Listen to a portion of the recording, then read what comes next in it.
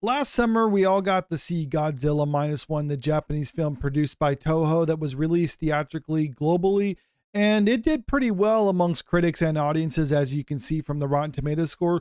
But more impressively, it did all this with just a budget of around $15 million, and with that investment, they were able to bring in over $115 million globally. There has been some disputes about the actual budget for it. Some people are actually saying it might have even been lower than what was reported, but still pretty impressive, especially when you consider that the movie actually brought home the Oscar for the best special effects. I usually don't put much weight on the Oscars, but still, it is something to consider when it comes to this movie. But now we're also getting news coming out. This is being reported on by Variety that they're going to be making a sequel to, or at least another Godzilla movie, and they're bringing back the same director of the first one. New Godzilla movie from Godzilla Minus One director, greenlit by Toho. A new Godzilla movie from director of last year's Oscar-winning Japanese film Godzilla Minus One has been officially greenlit. Toho, the Japanese entertainment company and creator of Godzilla, made the announcement on Friday. And I think this is pretty cool news because the first one was, I would say, kind of a breath of fresh air when it comes to a lot of these monster movies, because I really do enjoy these type of monster movies. Even some of the more American Godzilla movies have been coming out in recent years, but still they kind of get stagnant after a little while. This one, though, I think they did a fantastic job with it, where they're able to actually balance the characters and the monster destruction.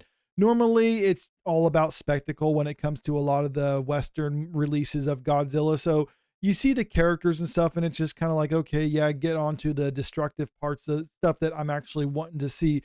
But in Godzilla Minus One, I think they had a good balance between the two, and they actually created characters that I was legitimately interested in and cared about their struggles. Takashi Yamazaki, who wrote and directed the surprise hit Godzilla Minus One, will return for a new film. He's once again handling the VFX after winning the Academy Award for the Best Visual Effects in 2023. Over at The Hollywood Reporter, they have this tweet that was posted by the official Godzilla Toho X account, in which Takashi Yamazaki says that they're going to be making a follow-up movie. So here it goes. Hello, everyone. I have wonderful news. I'll be directing a new Godzilla film. Please stay tuned. Short and brief to the point, but yeah, that's basically all he says in that he's going to be directing a new Godzilla movie. We don't have any details as of yet what this new movie will actually be about, or if it'll be a direct sequel or prequel or anything else of that nature, because for people who saw Godzilla Minus One, it does kind of leave it open for a sequel. There's some unresolved things, and the idea about Godzilla regenerating, so he could always come back. So we don't know what they're going to do with this. We don't have any information about when this movie's going to be released or anything like that. One thing Takashi Yamazaki has said, though, is if he does a new Godzilla movie, that he would actually want to make it where there's another monster involved with it, have Godzilla fight against that. So I think that'd be kind of interesting to go that approach, because there's a huge like rogues gallery of monsters that Godzilla could be fighting in a follow-up. I think it would be kind of an interesting approach if in the previous movie how the humans were fighting against Godzilla, now they need to actually work with Godzilla against those other monsters, or at least they see Godzilla as kind of an enemy of my enemy sort of mentality. I can see them taking that approach, but right now, since the first one was so good, I'm just kind of trust that they'll actually do right by it. And that's one of the things when it comes to Godzilla Minus One, and where I have a issue with a lot of the movies that are coming out of Hollywood and things like that, is because for Godzilla Minus One, like I pointed out earlier, and like a lot of people pointed out in regards to that movie about just how well it did on such a low budget.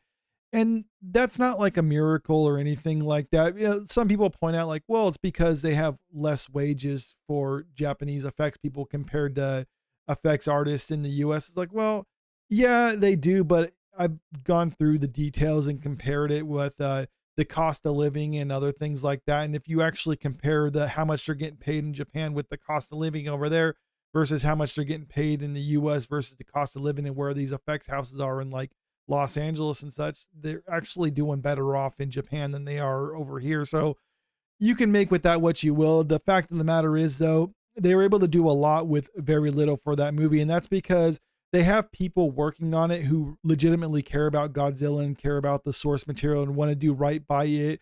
And they're not necessarily just looking at it as an opportunity to just like see what they can get away with as far as effects purposes go. Because one thing about watching the movie, the first one, They obviously had a lot of CGI effects in it, but they also used a lot of practical effects. And one thing when it comes to using practical effects is you have to really plan and pick and choose what you're trying to do with it versus we're just going to shoot something and then just throw in a bunch of CGI later and figure out what works in the edit, because that's not the best way to go about doing something like this. When it came to Godzilla Minus One, they clearly spent a lot of time planning and preparing what they were going to do. And they put some thought into, if this effect, is this shot going to actually be worth it for the final product? If it's not, then they axed it and didn't do it. If it was, then they tried to do their best to make sure it actually worked for what they were going with. You're not seeing a whole lot in that in American studios, and I think a lot of them should take note of the approach that Godzilla Minus One actually took to making their movies, because that's actually the way Hollywood used to do things, but instead they've kind of come to the point where it's like, we'll just wash it away with the money hose if we come up with any problems. And I think you can almost take Godzilla Minus One as kind of the template to go off of, because we saw last year it did really well in a time when a lot of other movies were flopping at the box office. This was actually able to make something successful that people loved, and people loved it because the people who worked on it clearly loved this project that they're working on, and it definitely shows through in the final product. So I'm looking forward to seeing more information about this upcoming Godzilla movie, whether it's a sequel, prequel, or something else entirely. I'm all for it, at least right now, from just hearing this announcement. But let me know what you think about all this in the comment section below. And also, if you haven't already, make sure you click that like button and share this video out there, because it really helps out with the channel. Thank you.